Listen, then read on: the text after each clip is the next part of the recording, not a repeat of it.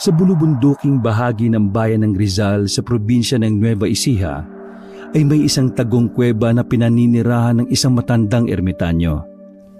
Siya ay si Tatay Cardo, na kahit matanda na ay makisig pa rin at ni hindi man lang umuugod-ugod ang pangangatawan. Napakahaba ng kanyang buhok at balbas at puting-puti ang kulay. Ang kutis naman niya ay matingkad na kayumanggi. May lahi siyang aswang na gabunan, kaya ganoon ang kanyang itsura. Nagbuhat pa siya sa Antique at dito napadpad sa Nueva Ecija na nagtatago sa mga tao. Minsan, nang lumabas bandang tanghaling tapat si Tatay Cardo mula sa kuweba para sana maganap ng mga tuyong sanga para gawing panggatong sa kalapit na gubat-gubatan, sa di kalayuan ay may namataan siyang nakahandusay na binata sa damuhan. Nilapitan ito ni Tatay Cardo. Aba, bakit may nakahandusay na tao rito? Anong ginagawa nito rito? Hindi man lang natakot at nangahas na pumarito sa gubat na mag-isa. Maya-maya'y biglang umungol ang nakahandusay na binata habang sinisipat ni Tatay Cardo. Lolo, tulong. Kailangan ko ng...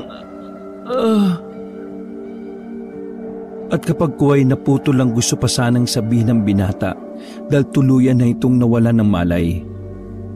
Wawang bata naman ito. Namumutlan at mukhang hinang-hina na. Parang nagigising ang pagdanasa akong muling kumain ng laman ng tao at uminom ng sariwang dugo. Napakatagal ko na rin hindi nang bibiktima ng tao. Ito na lang yata ang gawin kong pananghali at panghapunan mamaya. Parang hindi naman matanda si Tatay Cardo nang walang anumang buhatin niya ang walang malay na binata at pasanin sa kanyang balikat. Pagkaraan ay sumibad siyang parang kidlat pabalik sa kanyang tagong kuweba sa gilid ng bundok. Sa loob ng madilim-dilim na kuweba'y inilapag niya ang binata sa isang malapad na pahaba at lapad na bato. Teka, ano kaya ang sadya ng binatang ito sa gubat? Kanina'y nangungusap ang kanyang mga mata habang nagsasalita. May kung anong gustong hilingin sa akin. Tama, hindi ko ito maaaring patayin. Isa pa, parang pamilyar sa akin ang amoy ng dugo ng taong ito eh. Mananatili ang aking panatang kahit kailan ay hindi na ako titikim ng tao. Mananatiling mga hayop lamang ang titikman ko. Gamit ang espesyal niyang kapangyarihan bilang isang gabunan ay sinalat ni Tatay Cardo ang noo ng binata. Makalipas ang ilang minuto ay muling nanumbalik ang malay tao nito. Ngunit pagkakita kay Tatay Cardo ay natakot na ang binata. Para bang noon lang nito napagtanto na kakaiba pala ang itsura ng inaakala niyang isang lolo. Sino kayo? Nasaan ako? Anong lugar ho ito? Narito ka sa aking kuweba, iho. Hindi ako isang pangkaraniwang tao tulad ng inaakala mo. Pero huwag kang matakot sa akin. Wala akong balak ng masama sa iyo. Bagkus handa pa nga akong tulungan ka. Ano ho ba kayo? Isa ho ba kayong engkanto? Lamang lupa? Alien? Hindi ako isang engkanto o lamang lupa o alien. Mabuti pa huwag mo nang alamin at baka matakot ka lang sa akin. Baka siyang sadya mo iho at mag-isa kang napadpad sa gubat sa labas. Hindi mo ba alam na delikadong tao sa gubat na ito? Alam kong mapanghanip ang gubat na ito. Pero kasi kailangan kong makahanap ng halamang gamot para ho sa mga magulang kong may malubhang sakit eh. Ayaw ko silang mawala sa akin. Dahil mahal na mahal ko po sila eh. Kahit rin ho ako may sakit. Naubos to yung kabuhayan namin sa pagpapatingin sa mga albularyo sa barangay namin. Nakakadismaya ho dahil mga mukhang pera na ho sila eh. At ginagatasan na lang ho kaming mga mahihirap na walang sapat na kakayahan na makapanggamot sa mga ospital. Pati ho mga formula ng mga halamang gamot nila'y mahal. At ayaw ko ho nilang ituro kung paano maghalo-halo. Kaya napilitan ho akong magsariling sikap sa paghahanap ng formula.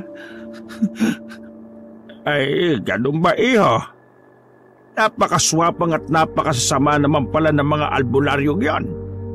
Mabutit na lamang ko ang sitwasyon mo at sitwasyon sa baryo ninyo sa kamay ng mga albularyong yon. Hayaan mo iho at tutulungan kitang pagbayari ng mga albularyong yon. Sa papanong panahon ninyo sila pagbabayarin, Lo? Mahirap din ho silang kantiin dahil may kapit din ho sila sa barangay official sa amin. Madalas ho nagsasabuatan sila para makontrol kami mga mahihirap Tawagin mo na nga lang pala akong Tatay Cardo, iho. Kung tungkol sa paraang gagawin ko, huwag mo nang alalahanin yon. Katulad ng sinabi ko sa iyo, isa kong hindi pangkaraniwang tao. Ako ang bahala sa masasamang mga albularyo sa baryo ninyo. Oh? Ano ho ba talaga kayo? Pwede ko ho bang malaman, Tatay Cardo? Alam mo ba kung bakit mapanganib sa lugar na ito ng gubat-gubatan? Walang taong nakakakita sa akin ang nananatiling buhay. Kaya walang nakakaalam tungkol sa akin at ang tagong kuwebang ito. Anong ibig niyong sabihin? Mamamatay ang sinumang taong makakita sa inyo? Bakit ho ako? Bakit buhay pa ho ako? Buhay ka pa dahil gusto kitang tulungan. Lalo na ngayon, nalaman ko ang sitwasyon mo at ang inyong baryo. Ngayon hahayaan kitang mabuhay. Ngunit sa 3 kondisyon. Ano hong kondisyon? Una, huwag kang matatakot sa akin. Ikalawa, walang dapat makaalam ng tungkol sa akin liban sa iyo. At ang ikatlo, sa oras na ipaalam mo sa iba ang tungkol sa akin, papatayin kita 10 ng buo mong angkan sa karumal-dumal na paraan. At siya nga pala, isa akong gabunan. Gabunan? Hindi ho ba kayo nagbibiro? Mukha ba ako nagbibiro? O baka gusto mong ipakita ko sa iyong totoo kong anyo? Naku, huwag na ho. Kaya ho pala, purong puti ang inyong buhok at balbas. At kaya ho pala, ganyan ang kutis nyo. Pero, paano ako makakalabas dito? Kailangan ko na makauwi sa amin Tatay Cardo. Baka kung napaano na yung mga magulang ko. Ano nga palang pangalan mo, iho? Abdon ho. Abdon ho ang pangalan ko. Pwede ba akong sumama sa inyo, Abdon? Gusto ko lang malaman kung ano ang sakit ng mga magulang mo. Baka sakaling kaya kong pagalingin sila gamit ang aking taglay na kapangyarihan bilang isang gabunan. Pwede naman Tatay Cardo. Pero baka mamatay sa takot sa inyo yung mga magulang ko Lalo kapag nalaman nilang isa kayong aswang na gabunan. Huwag ka mag-alala, Abdon. May kakayahan ako magpalit ng anyo. Isa rin sa paraan ko para maiwasan kong pumatay ng mga taong nakakakita sa akin. Papatayin ko lamang sila kung ang totoo kong anyo ang nakita nila. Kung hindi mo alam panata ko na sa sarili ang huwag mambiktima ng tao. Hindi lahat ng aswang na gabunan na katulad ko masama. May ilan pa rin naman sa amin na mabuti. Talaga ho ba? Pero natatakot pa rin ako sa inyo Tatay Cardo. Patutunayan ko sa iyo na mabuti akong gabunan. Mula ngayon ay magturingan tayong magkaibigan. Halika at magsagawa tayo ng sandugo bilang katibayan ng ating pagkakaibigan. Sa harap ni Abdon ay pasibad na kumuha si Tatay Cardo ng mangkok na gawa sa pinatuyong bao ng nyog at isang matalim na balaraw. Inilapag ni Tatay Cardo ang mga ito sa ibabaw ng malapad na batong dating kinahihigaan ni Abdon. Ganun na lang ang pagkagulat ni Abdon sa nasaksihang sobrang bilis na pagkilos ni Tatay Cardo. Ganyan mo ba talagang isang gabunan kong kumilos, Tatay Cardo? Simbilis ng kidlat? Oo, iho. Kaya kung balak mo kong patayin, mahihirapan ka. Higit pa sa karaniwang aswang lamang ang isang gabunan. Marami pa akong espesyal na kakayahan. Ngunit hindi ko pa maaaring sabihin sa iyo ngayon. Saka na kapag lumalim na ang ating pagkakaibigan. Tatay Cardo, o pwede ba ninyong ibahagi ang ilang parte ng inyong kapangyarihan sa isang tao? Oo, maaari. Pero ang bagay na yan hindi basta-basta. May mga kondisyon sa pagsasali ng kapangyarihan at mga kwalifikasyon na kailangang taglayin para ito'y maging matagumpay. Bakit? Gusto mo bang bahaginan kita ng aking mga kapangyarihan? Ha? Kung pwede lang ho sana eh. Sawa na ho kasi akong inaapi-api lang kaming mahihirap na mga taong nakakataas sa amin. Parang gusto kong iparamdam din sa kanila kung paano maging isang api-apihan eh. Tignan natin balang araw, iho. Malay mo, makita kong magiging kwalipikado kang salinan sa paglipas ng panahon. O siya, simulan na natin ng sandugo. Katunayan isa ito sa kumbagay panimulang anyaya sa posibleng pagsasalin sa hinaharap. Ibinuka ni Tatay Cardo ang kanan niyang palad at gamit ang matalim na balaraw ay mabilis siyang lumikha ng hiwa. Pakuyom niyang piniga ang nalikang sugat at pinatulo ang dugo sa mangkok ng baon ng niyog. Sumunod ay ganun din ang kanyang ginawa sa kanang palad ni Abdon. Pagkaraan ay ininom ni Tatay Cardo ang kalahati ng laman ng mangkok. Ang natirang kalahati naman ay ipinainom niya kay Abdon. Biglang nagkikisay si Abdon matapos niyang mainom ang natitirang pinagsamang dugo sa mangkok. Mistula siyang parang kinukumbulsyon at ang mga matay halos tumirik. Tumagal ito ng mga ilang minuto hanggang sa humupat bumalik na ulit sa normal ang lagay ni Abdon. Anong nangyari sa katawan ko, Tatay Cardo? Halos mamatay ho ako sa pag-inom ko ng pinagalo nating dugo eh. At yung lasa, hindi ko maintindihan ang lasa. Ngayon may kaunting porsyento na ng aking dugo ang iyong dugo. Diyan na magsisimulang sukatin ng aking dugo kung karapat dapat kang salinan sa hinaharap. Saka parang nawala ang sakit ko, Tatay Abdon. Guminawa ho ang pakiramdam ko. Isa yan sa epekto ng pag-inom mo ng dugo ko. Pero hindi ibig sabihin hindi ka na makakasakit uli. Kaya lang medyo mas mabilis kang gumaling kaysa sa dati. Ang galing naman ho. Naku, salamat ho talaga ng marami, Tatay Cardo. At naging kaibigan ko ho kayo. Siya nga ho pala. Tara na ho sa amin. Paniguradong gutom na rin ho ang mga magulang ko. Ako lang ho ang inaasahan nila sa bahay eh. Hindi pa ho sila nagtatanghalian. At ganun na nga ang nangyari. Nagpalit ng anyo si Tatay Cardo bago siya sumama kay Abdon. Naging itim ang puting buhok at balbas. Umurong at umiksiri ng mga ito. Pumusyaw rin ang kulay ng kanyang balat at medyo bumata ang kanyang itsura. Gamit ang anyay kapangyarihan ay simbilis ng kidlat silang naglaho ni Abdon at agad nakarating sa dampang bahay ni na Abdon sa malapit sa bukirin. Lumitaw sila sa bandang hindi mapapansin ng mga magulang ni Abdon.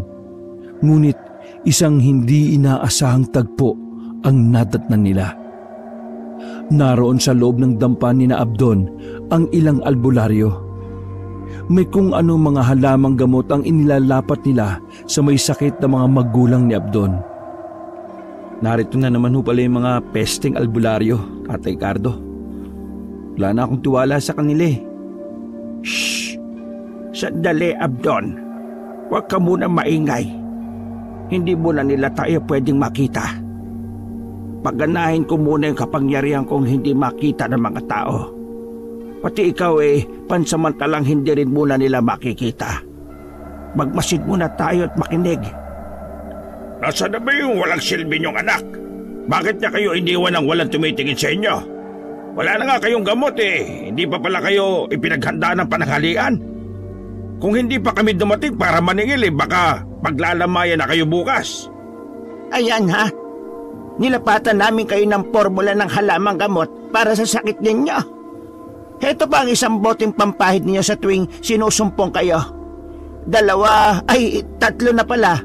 At makakulangin. Hindi yan libre ha. Ililista kong utang na naman ninyo na babayaran nyo sa susunod na katapusan ng buwan. Kapag nagpatuloy na hindi kayo nakakabayad kada buwan, ay mapipilitan kaming ilitin ang bukid na sinasaka ng anak ninyo. Entiendes? Sa akin naman, gwapo naman at maganda ang katawan ng anak ninyo. Mukhang ducks pa. Pwede na sa akin na siya ang ibayad ninyo. Solve na ako kahit matikman ko lang siya ng minsan. At kapag talagang na-enjoy ko siya, promise, next time na need nyo ang serbisyo ko, libre na always. Maawa naman kayo sa amin. Alam niyo naman na kayo lang ang maaasahan namin. Wala kaming kakayahang magpadoktor sa bayan. Saka walang-wala rin kami. Saka huwag niyong sasalingin ang anak ko. Hindi ako makakapayag. Baka pwedeng saka na kami magbayad kapag nakabawi na kami at makaluwag-luwag. Ang tanong kailan pa kayo makakabawi? At talagang nangangarap pa kayong aasenso balang araw? Nako Imelda, sa panahon ngayon, ang mahirap ay lalong humihirap. Bakit ika mo? Kasi nandito kaming nakakaangat at tuntungan lang kayo ng mga paa namin. Ang sama naman ng tabas ng dila mo. Sa bagay, ano ba namang aasahang lalabas sa bulok na dila kundi puro kabulukan? Balang araw, yang dila mo rin na magpapahamak sa'yo. Abahoy, islaw, lantang kalabaw. Kung makasagot kay parang may sapat ka pang lakas para labanan kami Baka isang tadya ko lang sa'yo magpantay na ang mga paa mo. Ano, maghahamon ka? Tama na kayo. Sige na, gawin nyo na ang mga maibigan ninyo kung hindi kayo takot sa karma. At hinihiling ko na sana, huwag mabaliktad ang sitwasyon natin balang araw. Pero kahit mabaliktad, hindi ko pa rin gagawin ang tulad ng ginagawa nyo sa amin. Dahil may takot kami sa Diyos. Ay nako, Imelda, huwag mo nga mabanggit-banggit ang Diyos dito. Isaksak mo sa kokote mo na walang Diyos. Dahil kung meron, bakit ang sama na kalagayan ninyo ngayon? Nasaan siya? Bakit hindi niya kayo tinutulungan na Bear? Tang mag-asawa talaga na ito. Ay naka, pigilan niyo ako at gustong-gusto ko na talagang ingod-god ng mga pagmamukha nila sa tae ng kalabaw. Sa puntong yon, hindi na nakapagpigil si Abdon. Tatangkay na sana niyang sugurin ng 3 albularyo nang mawala ng invisibility na pinaggana sa kanya ni Tatay Cardo. Ngunit mabilis si Tatay Cardo. Inunahan niya si Abdon. Sing bilis ng kidlat niyang dinala ang 3 albularyo sa isang bahagi ng gubat na maraming mababagsik na bubuyog.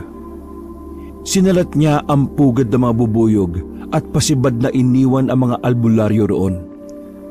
Ang kawawang 3 albularyo ay walang nagawa kundi magsisisigaw ng saklolo habang kumakaripas ng takbo. Dinumog sila ng galit na mga bubuyog. Ay Diyos ko, sana tayo? Bakit bigla tayo napadpad dito? Bakit ang daming bubuyog? Nanang ko pa! Ay naku, aray ko! Oh my gosh! Gadaming bees! Ang flashlight ko! I cannot! Oh! Ay, nako! May sa engkanto yata ang pamilya nila Islao. Tingnan nyo, bigla na lang tayong napadpad dito. Aray ko, langyang bubuyog na mga ito ah. Aray, magsitakbo na tayo. Samantala, pabalik sa dampa sina Abdon. Abdon anak, nariyang ka na pala. Mabutit dumating ka na. Ang mga pesteng albularyo, pumarito na naman sila habang wala ka. Sinamantala na naman nila kami anak. Kailangan na natin gumawa ng paraan anak. Kung kailangan natin gumamit ng dahas, siguro'y panahon na. Sumusobra na ang mga albularyong yon. Masama silang ehemplo sa iba. Kaya pati yung ibang albularyo gumagaya na rin sa kanila. Hayaan nyo inay, itay. Ako ang bahala sa mga iyon. May isa po akong kaibigan makakatulong ko para may pagiganti ko kayo. Habang nagsasalita si Abdon, ay lumitaw muli si Tatay Cardo sa bandang likuran niya. Hindi yun napansin ni na Imelda at Islao. Naramdaman ni Abdon ang presensya ni Tatay Cardo kaya napabaling siya rito. Heto na pala siya inay, tay, ang kaibigan ko. Siya po si Tatay Cardo. Tatay Cardo, sila po mga magulang ko, si Nanay Imelda at si Tatay Islao. Magandang hapon. Kayo pala mga magulang ni Abdon. Kaluguran kong makilala kayo. Cardo, ikaw ba talaga yan? Kilala mo siya, Islao? Islao, kaya pala pamilyar sa akin ang amoy ng dugo ng iyong anak. Ikaw pala ang kanyang ama. Ikaw na pala yan. Dati no kayo magkakilala ni itay, Tatay Cardo? Paano nangyari yun? Mahabang kwento anak. Imelda, kung isasalaysay namin sa inyo, baka magulat rin kayo. At huwag sana kayong mabibigla na si Cardo ay hindi normal na tao. Anong ibig mong sabihin, Islao? Kung hindi siya normal na tao, ano siya? Huwag sana kayo matakot, inay. Ako rin po alam ko na kung ano talaga si Tatay Cardo. Sikreto lang po natin ito ha, at tayo-tayo lang po makakaalam. Si Tatay Cardo po inay ay isang aswang. Aswang na gabunan. Ha? Diyos ko, siya na ba yung dati mong ikinukwento sa akin, Islao? Totoo pala yun. Akala ko gawa-gawa mo lang. Paano kayo nagkakilala ng anak ko, Cardo? At saan ka ngayon nagtatago? Mabutit hindi ka natuksong lapangin si Abdon. Nakita ko siyang nakahandusay sa labas ng tagukong kuweba sa gilid ng bundok. Islao, dinala ko siya sa kuweba ko. Totoong muntik ko na siyang pagbalakang biktimahin. Ngunit naamoy ko sa kanya ang amoy ng iyong dugo. Kaya bigla kong naalala ang panatang ipinanata ko sa harapan mo noon na hindi na ako ulit kailanman titikim ng laman at dugo ng tao bilang pasasalamat sa pagliligtas mo sa akin noon. At heto, siya palang anak mo. Tulad mo'y nagsagawa rin kami ng sandugo bilang katibayan ng aming pagkakaibigan. Natikman ko rin ang kanyang dugo, ngunit hindi nagising ang aking pagkagabunan sa dahilang sagrado ang sandugo. Ikinalulungkot ko palang ipaalam sa iyo, Cardo, na ang dugo mo sa akin ay nawala ang talab. At ang nakita kong dahilan ay dahil sa kung ano-anong halamang gamot ang ineksperimento sa amin ng mga albularyong yon. Huli na nang mapagtanto ko na kaya pala kay dali ko ng kapitan ng sakit. Idagdag pang tumanda na rin ako. Peste nga talagang may tuturing ang mga albularyo rito sa baryo ninyo, Islao. Hindi dahil sa banta sila sa akin bilang isang aswang, kundi dahil sa hindi magandang paraan nila ng pag-i-eksperimento ng mga gamot sa mga tao. Buti na lang at nalaman ko. Mula ngayon si Abdon ang aasahan kong maaaring salina ng aking mga kakayahan bilang gabunan sa hinaharap. Poprotektahan ko siya laban sa mga mapagsamantalang mga albularyo rito sa inyong baryo. Tama ba ang narinig ko, Islao? Si Abdon sasalinan ng mga kakayahan ni Cardo. Ibig sabihin magiging isa ring aswang na gabunan ng anak natin? Haba, hindi yata maganda yun. Naiintindihan kita, Imelda, kung bakit ayaw mong masalinan ng dugong gabunan si Abdon. Ngunit nakipagsandugo na siya kay Cardo. Huwag ka mag-alala. Mabuting gabunan si Cardo at naisasalin din yon sa pamamagitan ng dugo. Isa pa hindi basta-basta ang pagsasaling magaganap. May mga kwalipikasyong kailangan pang makita ng dugo ni Cardo sa anak natin. Panahon na lang ang makapagsasabi kung karapat dapat siyang salinan o hindi. Ganun ba? Pero bakit kasi kailangan pa ang pagsasalin? Bakit nauubos na ba ang mga gabunan para kailanganin pang magsalin? At sa isang tao pa talaga? Doble kasi ang ilalakas ng naisali na kakayahan ng isang gabunan kung sa tao ito isasalin. Mahalaga ito lalo na kung kailangan talunin ng isang masamang gabunan. Isa pa, matanda na rin si Cardo na pares natin. Sayang ang kanyang kapangyarihan kung hindi ito may sasalin sa iba. Habang nag-uusap pa sina Tatay Cardo at ang kanyang mga magulang, walang ano-ano ay naulinigan ni Tatay Cardo gamit ang matalas niyang pandinig ang paparating na pulutong ng mga tao sa munting dampa ni na Abdon. Teka, naririnig kong may paparating na grupo ng mga tao at papunta na sila rito sa inyong dampa. Hindi nila ako pwedeng makita. Ngunit dito lang ako sa paligid. Humanda kayo. Naririnig ko ang tinig ng 3 albularyong nandito kanina. Sila ang nag-udyok sa mga tao na puntahan kayo. Teka, pakikinggan ko muna ang kanilang sinasabi. Nag-concentrate si Tatay Cardo para klarong marinig ang usapan, kahit malayo na hindi naman abot ng dinig ni na Abdon at ng kanyang mga magulang. May sa engkanto ang pamilyang yon, mga kababaryo. Dapat natin silang hulihin at ikulong bago pa sila makapambiktima ng ibang inosyente. Tingnan niyo ang sinapit namin. Gusto ba ninyong maranasan ang sinapit namin? Tama, Kapitan. Pero ninyo yon. Sa isang iglap, mula sa kanilang dampa, ay bigla na lang kaming napatpad sa gubat at sa tapat na mismo ng pugat ng mga mababagsik na mga bubuyog. Sinong normal na mga tao makakagawa nun sa amin? May sakampo ng dilimang pamilyang yon ni na Islao. Kunwari pang may takot daw sa Diyos mga yon. Yung pala, mga kampo ng demonyo. Hulihin sila at pagbayarin sa nangyari sa precious kong Feslock. Ang mahal pa naman magpa-facial. Tapos, ang Feslock ko, binukbok lang ng mga bubuyog. O tara na mga kabarangay. Magdala na rin kayo ng kahit na anong panlaban sa kanila kung sakaling mapalaban tayo. Maging alerto rin kayo. Matapos marinig ni Tatay Cardo ang mga usapan, ay binilinan na kagad niya sina Abdon ng mga dapat gawin bago pa man dumating ang pulutong ng mga tao. Mali ako na iniligtas ko pa ang 3 albularyong yung kanina. Dapat pala ikinulong ko na lang sila sa kuweba ko. Humanda kayo. Libasin na ninyo ang ilang mahalaga ninyong gamit na madadala ninyo. Pansamantalang sa kuweba ko muna kayo tumuloy.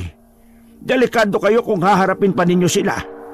Malamang na walang makikinig sa inyo at ang 3 albularyong yun ang mas papanigan nila. Diyos ko po, paano kami ni Islaw? Wala na kaming sapat na lakas para maglakad pa ng malayo. Oo nga pala. Nakalimutan ko kayong pagalingin pansamantala. Ngunit wala na tayong oras. Parating na sila. Sige na, magmadali na tayo. At sa di kalayuan ay naririnig na nga ni na Abdon, Islaw at Dolores ang paparating na mga tao. Tatay Cardo, ano nang gagawin natin? Hindi mo ba kami kayang i-teleport sa kuweba ninyo? Anong teleport? Yung dadalhin ko kayong lahat ng bensyanan? Hindi ko kaya yon.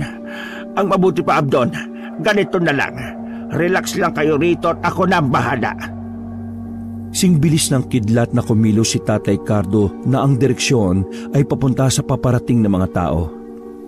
Ang ginawa ni Tatay Cardo'y iniligaw niya ng landas ang pulutong ng mga tao. Ginaya niya ang kakayahan ng isang tikbalang. Eka, mga kababaryo, hindi ba ninyo napapansin ang napapansin ko? Kanina pa tayo naglalakad papunta kina Kaislaw. Kanina'y malapit na tayo, hindi ba? Oo nga, Kapitan. Bakit pala nandito pa rin tayo? Iba dumaan na tayo rito kanina. Oo nga no. Parang nagpapabalik-balik na lang tayo, Kapitan. Ano kaya ang ibig sabihin nito? Ano ba yan? Hindi kayo natitikbalang na tayo? Papahapon na rin kasi. Lagpas na ng 3:00. Diyos mio. Mga kababaryo, malamang natikbalang silang tatlo kanina. Mukhang walang kinalaman sila Kaislaw sa nangyari sa kanila. Mukhang isang tikbalang ang nasagi nila kaya pinaglalaroan tayo ngayon. Maaari nga. Tandaan nyo, malapit sa gubat-gubatan ng lugar natin kaya posibleng may mga tikbalang na naninirahan sa mga puno rito. Ugaliin nyo kasing magtabi-tabi para hindi kayo makasagi. Hindi na ho tayo tutuloy, Kapitan. Kawawa naman ang sinapit namin kung hindi mabibigyan ng hustisya. Pero base sa nararanasan natin ngayon, maliwanag na walang kinalaman dito ang pamilya ni Kaislaw. Hindi sila may sa engkanto. Kayo mismo ang nakasagi sa tikbala kaya pinaglaruan kayo. Kami rin ba kailangan madamay sa bagay na kayo lang din naman ang dahilan? Kaya hindi na tayo tutuloy. Mga kababaryo, tara na! Pagsimbalik na tayo! Nagsialisa na nga ang mga tao na ikinutuhan ni Tatay Cardo na nagmamasid na nakakubli sa isang malapad na puno ng sampalok. Binalikan nila sina Abdon. Ligtas na kayo, Abdon. Walang pag-uubog na magaganap. Idiligaw ko sila at inakala nilang pinaglalaroan lang sila ng tikbalang. Simula ngayon ay mag-iingat kayo sa bawat kilos ninyo para hindi na kayo pagdudahan ng mga tao. Ako ba mag-iingat din nang hindi kayo mapahamak ng dahil sa akin? Salamat naman kung ganon. Kung bakit ba naman kasi pagkasasama ng ugali ng mga albularyong yon? Kung may kapangyarihan lang ako, parurusahan ko talaga sila. Sa totoo lang ayaw ko nang makita pa sila kahit na kailan. Para kasing matutuyo ang dugo ko sa tuwing paparito sila. Ako man, Imelda, ayaw ko na talaga silang makita pa.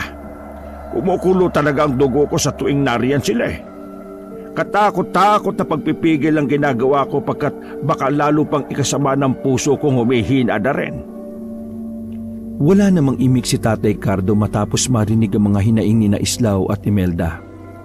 Maging si Abdon ay wala ring imik. Inoobserbahan kasi nila ang reaksyon ni Tatay Cardo at binabasa niya kung ano ang maaring nasa isip nito. Pinagaling pansamantala ni Tatay Cardo ang mga karamdaman ni Islaw at Imelda gamit ang kakayahan niyang magpagaling. Makaraan ay kinausap niya si Abdon tungkol sa mga nalalaman niya sa mga halamang gamot na sariling sikap niyang natutunan. Nang lumatag na ang dilim, ay nagpaalam na si Tatay Cardo kina Abdon. Ngunit hindi sa kuweba niya tumuloy si Tatay Cardo. Sa halip ay pumaroon siya sa kaloob-looban ng baryo habang nagpapalit ng anyo tungo sa pagiging isang nakakatakot na gabunan. Humanda kayo mga albularyo. Kayo na nagpapahirap sa mga kaibigan ko.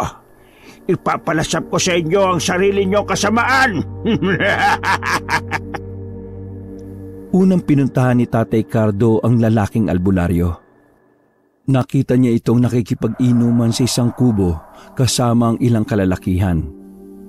Nag-isip si Tatay Cardo ng paraan kung papaano niya masusunggaban ang albularyo. Nagpalitan niyo siya at naging kamukha niya ang asawa ng albularyo na kanina lang ay naglapag ng kanilang mapupulutan. Sa wakas ay tila tinawag ng kalikasan ng lalaking albularyo. Humiwalay ito sa mga kasama para saan umihi saglit malapit sa isang puno kung saan nagkukubli si Tatay Cardo. Lelang, anong ginagawa mo riyan?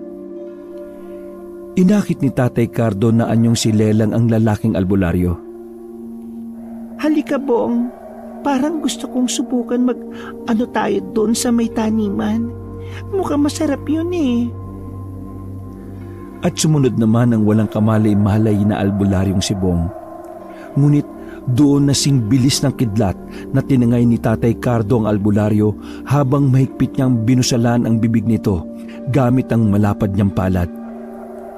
Dinala niya ito sa kaniyang kuweba at doon walang awa at galit na galit niyang pinagluray-luray ang katawan nito. Ang sumunod na hinanap at pinuntahan ni Tatay Cardo ay ang babaeng albularyo na may matabil at matalas na dila. Hindi nalalayo ang bahay nito sa lalaking albularyo. Kasalukuyang itong naglalaba kahit gabi gamit ang washing machine. Nandun siya sa labas sa gilid ng kanilang bahay kung saan din naroroon ang kanilang poso. Saktong mag-isa lang ito roon. Ay nako naman, walang yung pamilyang yon. Ang hirap palang maglaba na maraming sugat gawa ng tusok ng lintik ng mga boboyog. Matalsikan lang ng bula pagkahapdi-hapdi na. Pwes, bukas na bukas din ay gagantihan ko sila. Maghahanda ako mamaya ng langis na pampahid na nakakasunog ng balat. Humanda ka, Islaw! Humanda ka, Imelda! Humanda ka...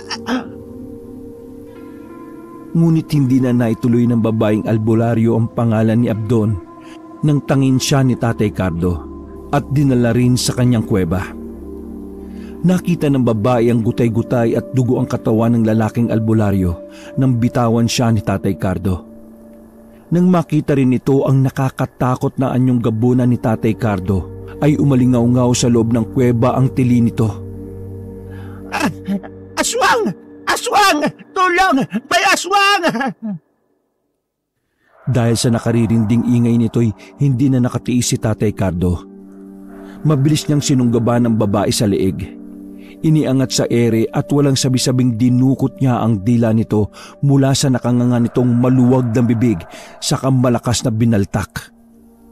Kasamang lumabas sa bibig ng babae ang mga bitukan nito kasunod ang pagbulwak na masaganang dugo. Hindi pa nakontento si Tatay Cardo. Malakas pa niyang ibinalibag ang wala ng buhay na katawan ng babae. Tumama ito sa parting batong haligi ng kuweba at nagkalasog-lasog. Nama si kaibigang Islaw. Ang dila rin ng babaeng ito ang magpapahamak sa kanya. Ngayon wala nang matalim na dilang manghahamak sa mga kaibigan ko. At ang huling hinanap ni Tatay Cardo ay ang bading na albularyo. Katulad ng lalaking albularyo, bandang una ay nakita niya rin ito na nakikipag-inuman. Ngunit mga bagets ang kainuman nito at kaharutan. Nang umihipan samantala ang isang gwapong bagets, ay ginamitan ito ni Tatay Cardo ng pampawala ng malay tao, sa kanya kinopya ang itsura nito. Hindi naman nahirapan si Tatay Cardo dahil sinundan pala ng bading na albularyo ang umihing gwapong bagets na balak sanang pagsamantalahan. Wala itong kamalay-malay na aswang na pala ang kanyang kaharap. Mabilis ulit na tinangay ni Tatay Cardo ang bading na albularyo at dinala muli sa kanyang kuweba. Hoy, saan mo ko dinala? Bakit ang dilim? Aba, mukhang game ka ha? Ngunit pagkaharap ng bading na albularyo sa inaakala niyang bagets, ay nanlaki at namilog ang mga mata nito. Oh my gosh! Isweng! Saklaw-law! Isweng ha! Tulungan me! Tulungan me! Ngunit sa minalas-malas ay walang sino mang makakarinig sa malakas na tili ng bading na albularyo. Liblib ang lugar ng kuweba. Idagdag pang medyo kulob ito. Ang kaawa-awang bading ay walang tigil na pinaggutay-gutay ni Tatay Cardo ang katawan gamit ang kanyang matatalas na mga kuko. Nagkalat at umago sa sahig ng kuweba ang mga pira-pirasong laman at masaganang dugo. Nang sumunod na araw ay nabalita sa buong baryo ang pagkawala ng 5 katao. Kasama na nga roon ang 3 albularyong brutal na pinaslang ni Tatay Cardo. Nagdagdag pa siya ng 2 masamaring mga albularyo para hindi magduda ang mga tao at ibaling ang sisi sa pamilya ni na Abdon.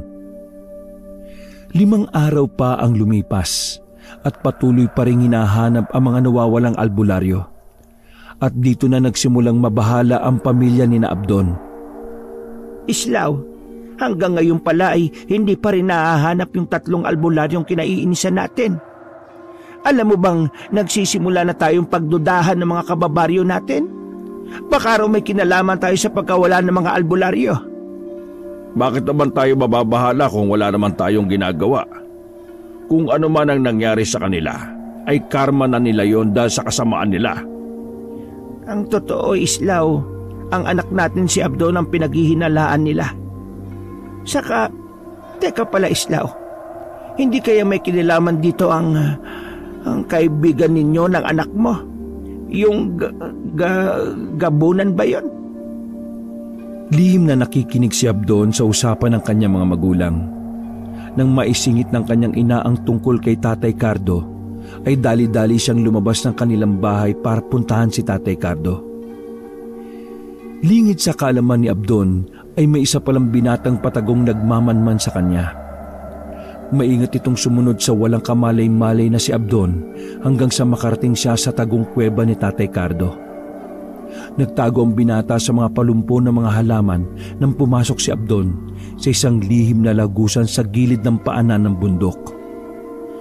Samantala, sa loob ng kuweba, "Oh, Abdon, bakit napasugod ka sa kuweba ko? Meron bang hindi magandang nangyari sa mga magulang mo?"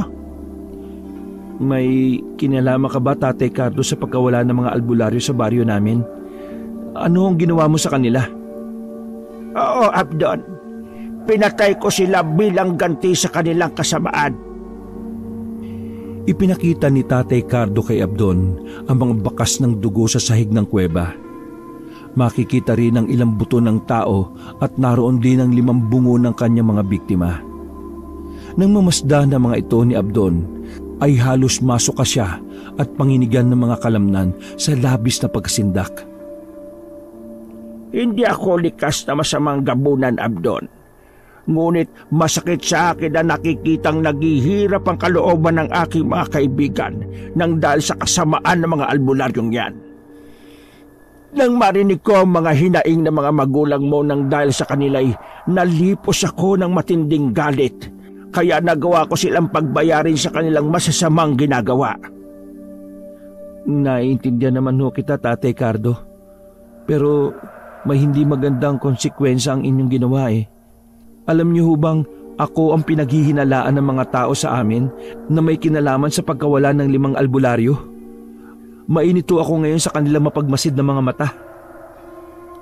Sa sinabi ni Abdon ay hindi nakaimik si Tatay Cardo. Bigla siyang malalim na napaisip. Kapag kuwan ay naningkit ang kanyang mga mata. Kaya pala ay may kung anong nasasagap ang matalas niyang pandama sa labas ng kuweba. Sandali lang.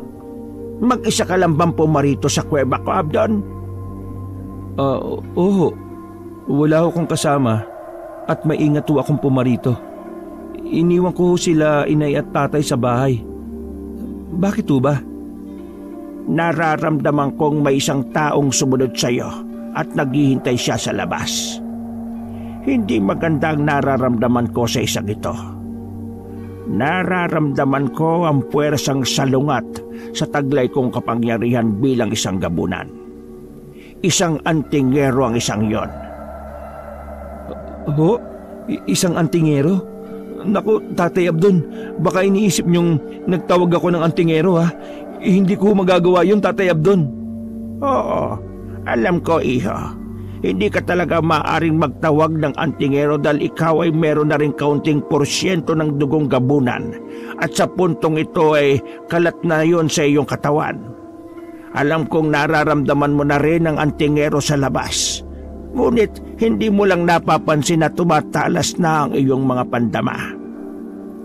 Sa sinabi ni Tatay Cardo ay sinubukang pakiramdaman din ni Abdon ang kanyang mga pandama. Nang gilalas pa siya nang matukoy niya ang antingerong nagkukubli sa may labas ng kuweba. Totoo ngang matalas na rin pala ang kanyang mga pandama. Totoo nga, Tatay Cardo, matalas na nga ho pala ang aking mga pandama. Ibig sabihin ho ba nito na isalin na rin ho sa akin ang inyong mga kapangyarihan? Nakapagtataka, iho. Sa iyo'y napakaigsi lang ng panahon na kailangan at kwalipikado ka na kagad para sa pagsasalin. Nararamdaman kong panahon na nga para isalin ko sa iyo ang kalahati ng aking mga kapangyarihan. Isa pa'y mukhang hinihingi na rin ang panahon at pagkakataon. Agad ay isinagawa ni Tatay Cardo ang ritual ng pagsasalin sa harap ni Abdon. Mariing pumikit si Tatay Cardo at matamang nag-concentrate. Maya-maya pa'y biglang nanginig ang buo niyang katawan. Ang anyo niya ay nagpabalik-balik ng palit sa anyong tao at anyong gabunan, na parabang naglalaban ang kanyang dalawang katauhan. Mga ilang minuto rin itong naganap at ang huminto'y biglang may isinuka si Tatay Cardo na sinalo niya ng kanyang palad. Isang makintab na itim na bato na parang kalahating biluhada ang hugis. Labis na hiningal si Tatay Cardo sa isinagawa niyang proseso. Kunin mo itong batong ito, iho. Bakas ang pagkamangha sa mukhang tumalima si Abdon sa utos ni Tatay Cardo. Naroroon din ang kinang ng kanyang mga mata at pananabik, sapagkat yun ang pinakahihintay niya. Ang masalinan ng mga nakamamanghang kapangyarihan ni Tatay Cardo.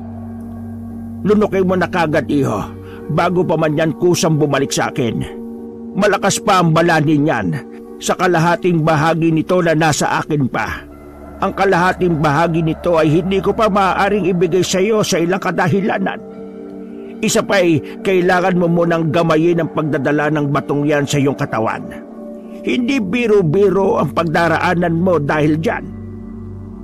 Dahil sa kasabikan ay nilunok nga kagad ni Abdon ang nasabing itim na bato. Ngunit bigla siyang parang nasamid nang marinig ang mga huling tinura ni Tatay Cardo. Hindi niya naisip kagad yon. Ano ho, Tatay Cardo? Ibig niyong sabihin may matindi pa akong pagdaraanan dahil sa batong nilunok ko? Sabihin nga ninyo sa... Hindi na ituloy ni Abdon ang gusto pa sana niyang sabihin nang walang ano-ano'y nanginig din ng buo niyang katawan ng ubod ng tindi na pares ng nangyari kanina kay Tatay Cardo. Unti-unti ring nagkulay abo ang kanyang buhok at bahagyang umitim ang kanyang kutis.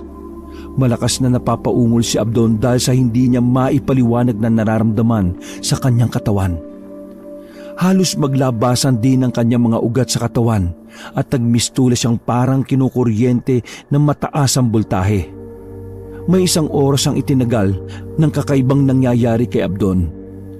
Matapos nga ito'y humandusay na lamang siyang bigla nang wala ng malay.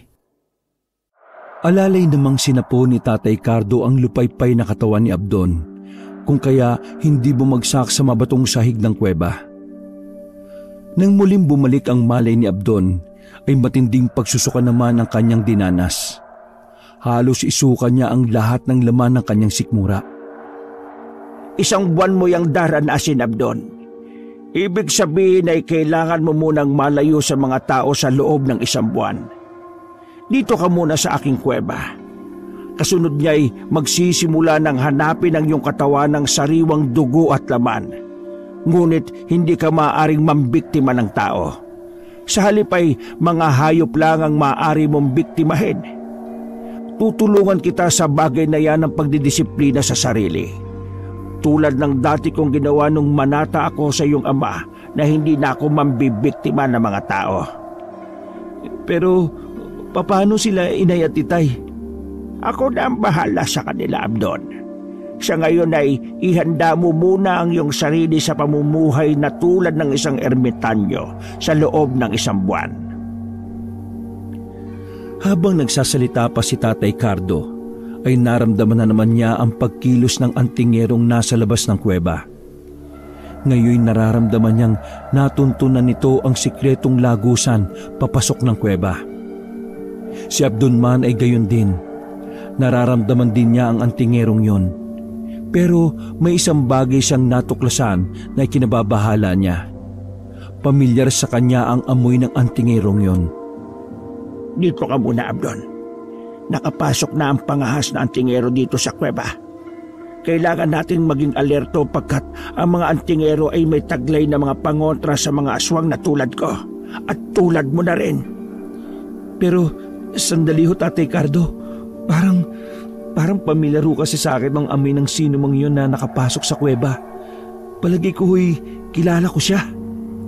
Sigurado ka ba, iho? Kung gano'n ikaw muna ang kailangan niyang makaharap. Magmamasid muna ako't hindi mo na magpapakita. Ngunit kapag nakikita kong nanganganib ka, ay saka ko aatake. At ikaw naman tumakas palabas ng kuweba. Sige na. Ganun nga ang nangyari. Si Abdon ang humarap sa antingerong ingat na pumasok sa looban ng kuweba. Kahit madilim-dilim ang paligid, ay malinaw namang nakikita ni Abdon ang lalaking antingero dahil nga sa tumalas ang kanyang mga pandama. Agad niya itong nakilala.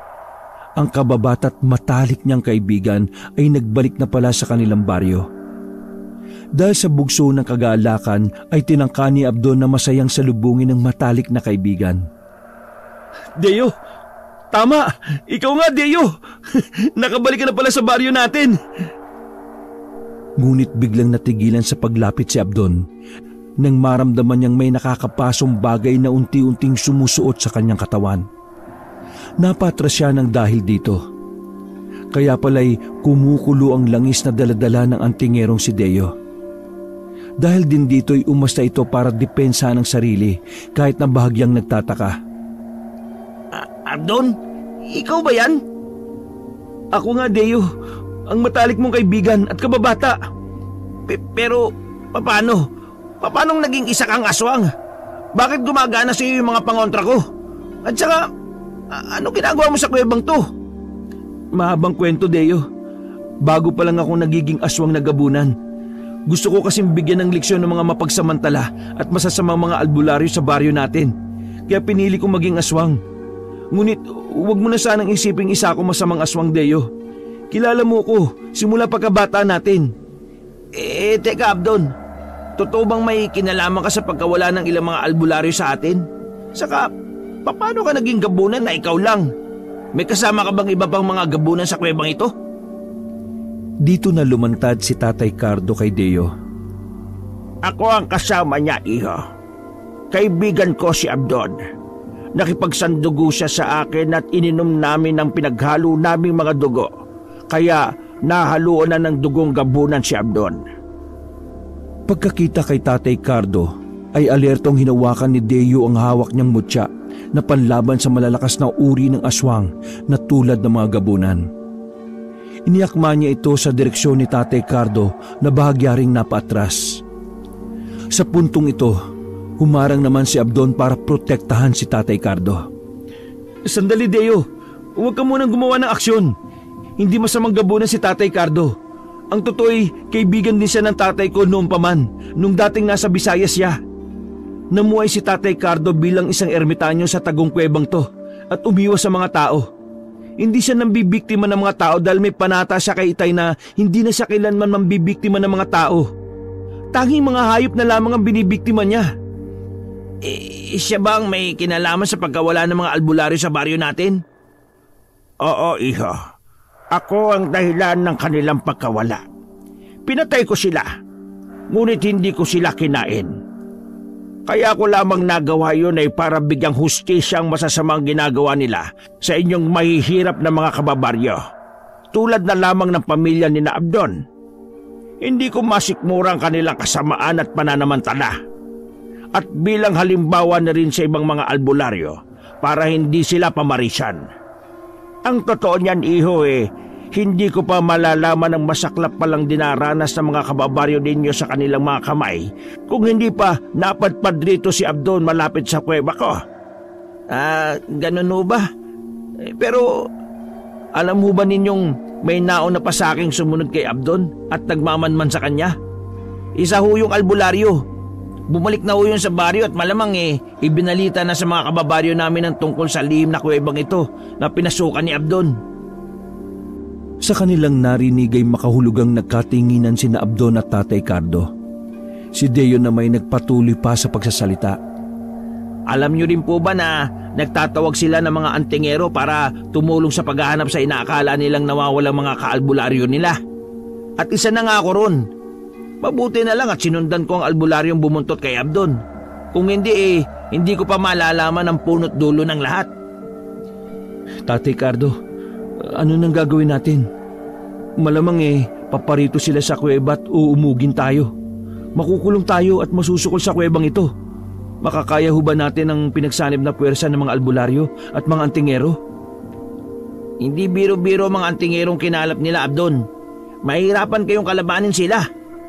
Tatay Cardo, ano ang plano natin? Matamang nag-isip si Tatay Cardo. Nagpalipat-lipat ang matiim niyang mga titig kina Abdon at Deo.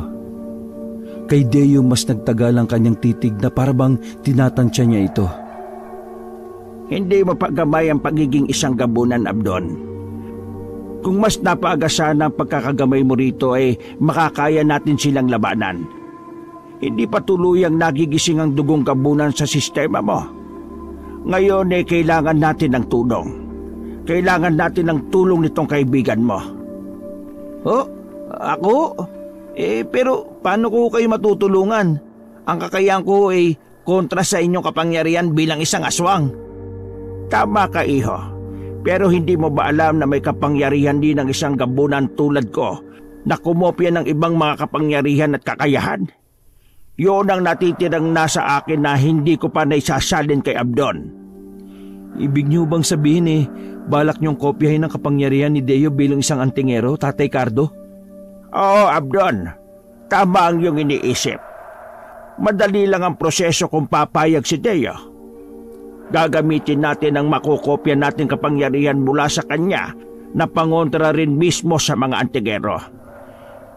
Wala ang problema sa akin, Tatay Cardo, kung gusto niyong kopyahin ang mga kapangyarihan ko bilang antingero.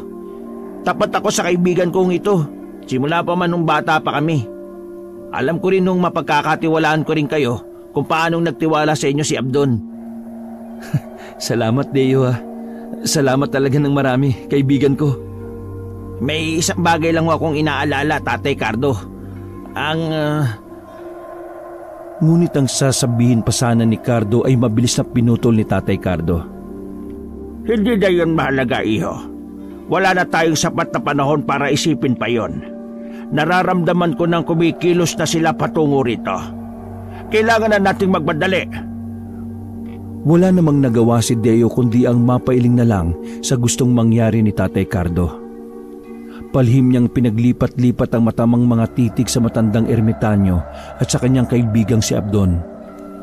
Nakadama siya ng kaunting awa sa kaibigang halata sa mga mata na may malalim ding iniisip. Isinagawa na nga ni Tatay Cardo ang pangungopya sa mga kapangyarihang pang-antingero ni Deo. Katakot-takot ang panginginig ng mga kalamnan ni Tatay Cardo at hindi mailarawang matinding pag-ungol ng paghihirap ang nasaksihan sa kanya ni Deo at Abdon. Halos umusok din ang buong katawan ni Tatay Cardo, kasabay ng tila nagre-rebelding pagpapalit anyo niya tungo sa pagiging isang gabunan. Nagtikwasan ang kanyang mga mahabang puting buhok.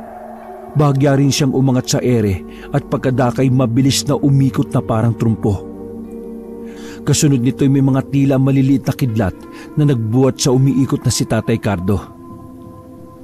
Natapos ang proseso nang huminto ang pag-ikot ni Tatay Cardo sa ere. Lupaypay na bumagsak siya sa sahig at unti-unting bumalik sa anyo niyang tao. Nang bumalik ang malay tao niya'y bigla siyang nagsuka ng dugo kasama ang isang makintab na kulay puting bato na umuusok pa. Ang hugis nito ay kaparis ng itim na batong ibinigay dati ni Tatay Cardo kay Abdon. Malamang ay yun ang kalahating bahagi ng bato na nakay Abdon. Abdon, kunin mo ang puting bato at itago mo. Magsisilbing proteksyon mo yan laban sa mga antingero, pati na sa mga albularyo. Pero bakit kulay puti ho ito? Naging puti dahil sa kapangyarihang pang-antingero. Mahigpit kong ibibilin sa iyo na hindi mo muna pwedeng lunukin yan hanggat hindi mo pa nagagamay ng lubusan ng pagiging isang gabunan. Sa ngayon proteksyon mo muna yan laban sa mga antingero at albularyo na mangangahas na saktan ka. Magsisilbi mo ring pananggalang yan para hindi nila maramdaman na isa kang gabunan. Pero paano ho kayo, Tatay Cardo? Wala nang natirang bato sa inyo. Hindi ko matatanggap to. At balak sanang ibalik ni Abdon ang puting bato kay Tatay Cardo, ngunit pinigilan siya ng huli. Nasa akin pa ang aking bato, Abdon. Ang nasa iyo'y kopya lamang, pero singlakas at katulad lang din ang nasa akin. Kaya huwag mo kong alalahanin. Sigurado ba kayo, Tatay Cardo? Paano kung... Naudlot ang pagsasalita ni Abdon nang marinig nila ang kumusyon sa labas ng kuweba. Nariyan na sila, Abdon. Mukhang buong baryo na yata ang pumarito at hindi lang ang mga antingero at mga albularyo. Anong gagawin natin? Paano tayo makakalabas ng kuwebang ito? Tatay Cardo, anong gagawin natin? Sa may bukana ng kuweba ay maririnig ang usapan ng ilang antingero at albularyo at ilang mga taga-baryo. Sandali mga kababaryo, hindi tayo pwedeng basta-basta pumasok. Hindi pa natin sigurado kung ano talaga ang Abdon na yon. Hindi ko mawari ang nadedetekta ng aking mutya. Parang may kung anong humaharang na kakaibang puwersa. Anong puwersa? Baka naman peke ang taglay mong mutya. Sayang lang ang ibinayad namin sa inyo kung ganon. Anong peke? Peke ang mga mutya namin? Sa totoo lang ay may kakaibang puwersa talagang nanggagaling sa loob. Ngayon ko lang naengkwentro ang ganitong puwersa. Mahirap ipaliwanag. Mga kapwa kontingero, ganun din bang nararamdaman nyo sa puwersang nagbubuot sa loob? Tama ka, kapatid. Sa kapakaramdam ko rin hindi talaga tayo makakapasok ng mga antingero. Parang patulak ang puwersa mula sa loob Kayo mga albularyo, baka kayo ang pwedeng makapasok. Anak ng, kami ba talaga ang pauunahin ninyo? Wag pala kayo mga antingero kayo Mukhang nagsasabi naman sila ng totoo. Kilala ko sila ng mga mahuhusay talagang mga antingero. Kaya nga sila ang tinawag ko O siya, ako na lang ang magpapatiuna sa loob. Marami naman tayong dalang makabuhay at mga langis na pangontra ng mga aswang at mga antingero, tama? Sige na, tayo na nga mauna. Total, hindi rin naman kumukulo ang mga langis natin Tara nang hanapin ang damuhong Abdon na yon. Malaman ko lang na may kinalaman talaga siya sa pagkawala ni Nabong at ang iba pa nating mga kaalbularyo mananugot siya sa akin. Nagpatiunang ang pumasok ang dalawang albularyo na hawak-hawak ng mahigpit ang mga dala nilang nakabotelyang mga pangontrang langis at hinugis na pulseras na mga baging na makabuhay. Nagsindi rin sila ng sulo na pang-ilaw sa madilim-dilim na looban ng kuweba. Abdon! Abdon! Alam naming nariyan ka sa loob! Nakita ka ng isa naming kasamahan na pumasok dito! Harapin mo kami at magpaliwanag ka! Malaman ko lang na ikaw ang nasa likod ng pagkawala ni na paring Bong! Mananagot ka sa akin! Sige, huwag kang lumabas dyan!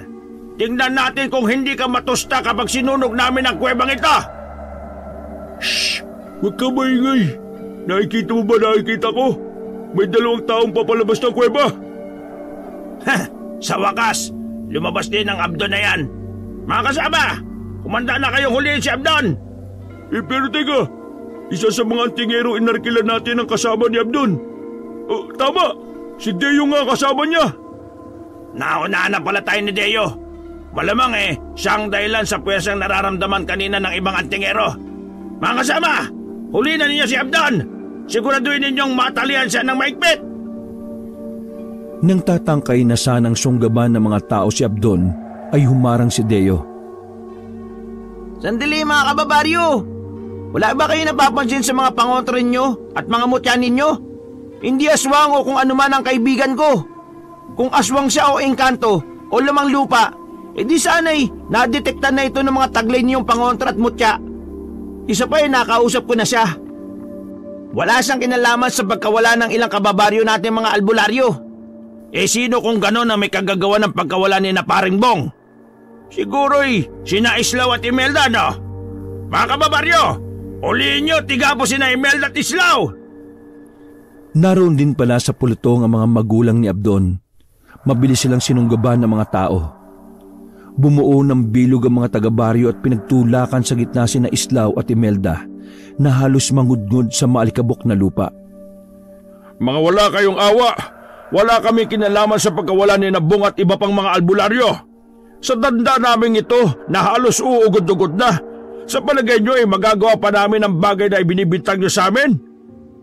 Oo, galit kami sa mga nawawalang albularyo na yan dahil sa pagsasamantalan nila sa kahirapan namin.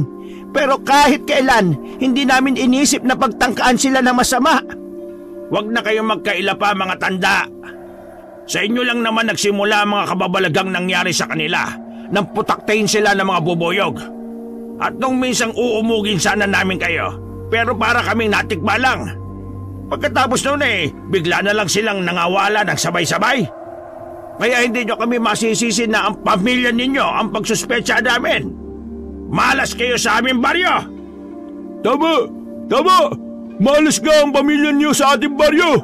Kaya dapat na silang mabura sa ating baryo ng matahimik na tayo! Dalhin niyo rito si Abdon at sunugin sila ng buhay! Galit na sumunod naman ang mga tao. Pinagtulungan nilang gapusin ang nagpupumiglas na sina Abdon, Islao at Imelda. Si Deo naman ay walang magawa para ipagtanggol sila. Habang nagaganap ang komosyon, ay may biglang napasigaw. Ang asawa ko dinagit ng aswang! Nagulantang ang lahat ng pagbaling nila'y siya namang may kung anong inihagi sa kanilang harapan galing pa sa pinakaloob ng kuweba. Ang gutay-gutay at duguan ng katawan ng nadagit na asawa ng sumisigaw na babae. Asawa ko! Hindi! Hindi pa man nakakahuma ang mga tao sa pagkabigla sa nakita nila, ay bigla namang may mabilis na dumagit sa albularyong nagpapasimuno ng kaguluhan. Pagkaraan, mula sa pinakaloob ulit ng kuweba ay narinig nila ang katakot-takot na palahaw at mga sigaw ng nadagit na albularyo ring yon. Ilang saglit pa'y lumantad na si Tatay Cardo na nasa kanyang anyong gabunan. Bit-bit niya ang gutay-gutay at duguan na ring katawan ng pasimunong albularyo. Dahil dito'y natakot ang mga tao. Isang gabunan pa lang bumibiktima sa mga nawawala nating kabaryo! Nasaan ang mga tingero? Bakit wala kayong ginagawa? Makinig kayong lahat. Ganito ang sinapit ng mga masasamang tao at mapagsamantala sa kanilang naghihirap na mga kapwa. Walang pinipili ang kamay ng hustisya kapag kumilos ito. Maging ang mga aswang na katulad ko ay ginagamit nito upang pagbayarin ng mga mapagmalabis.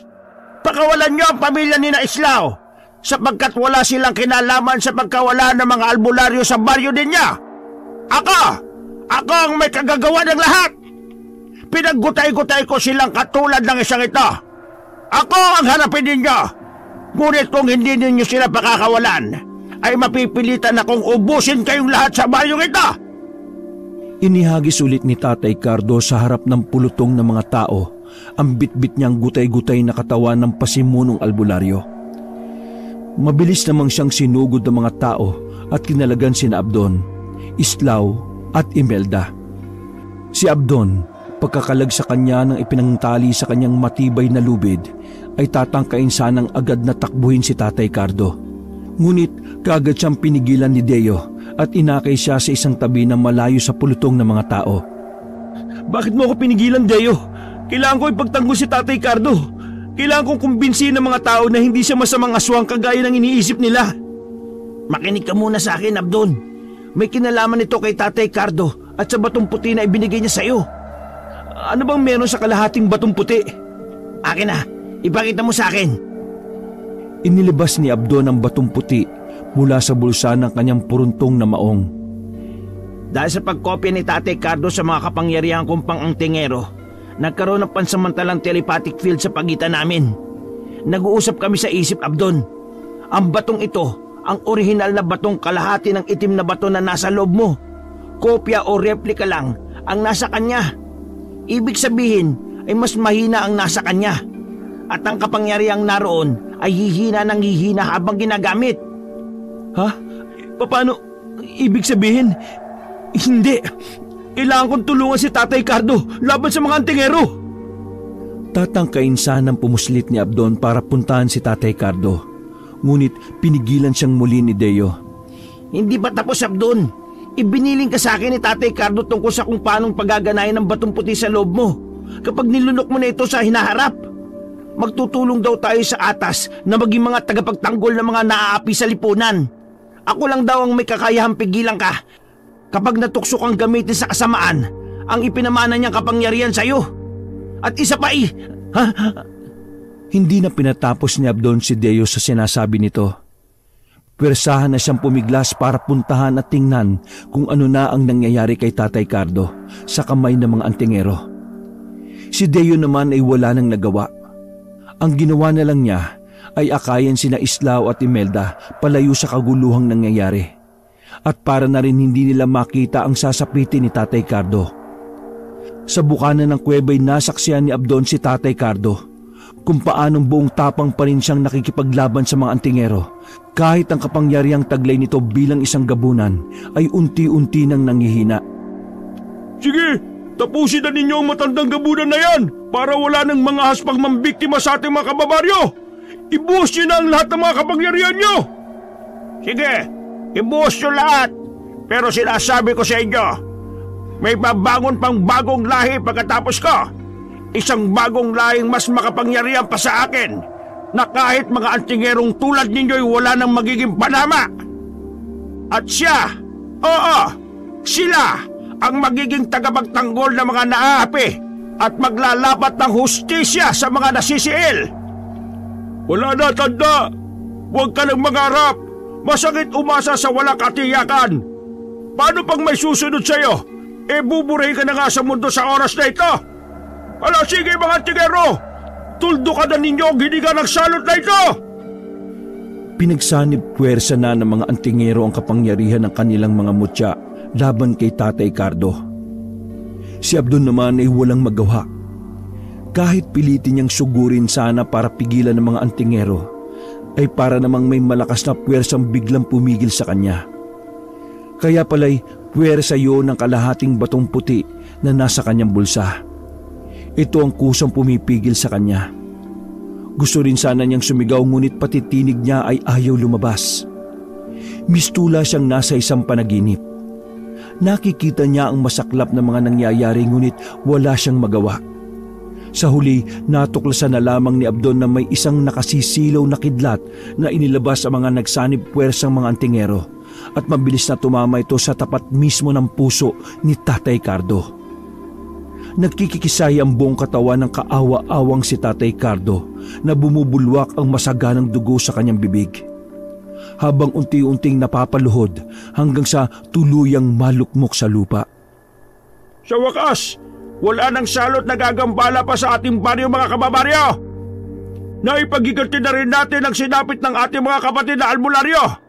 Salamat sa ating mga antingero. Salamat sa inyong lahat! At nagsigawan sa kagaalakan ng mga tao. Pagkatapos nito'y isa-isa na silang nagsialisan sa lugar na yon. Ang tanging naiwan na lamang ay sina Abdon, Deo at ang mag-asawang Islao at Imelda.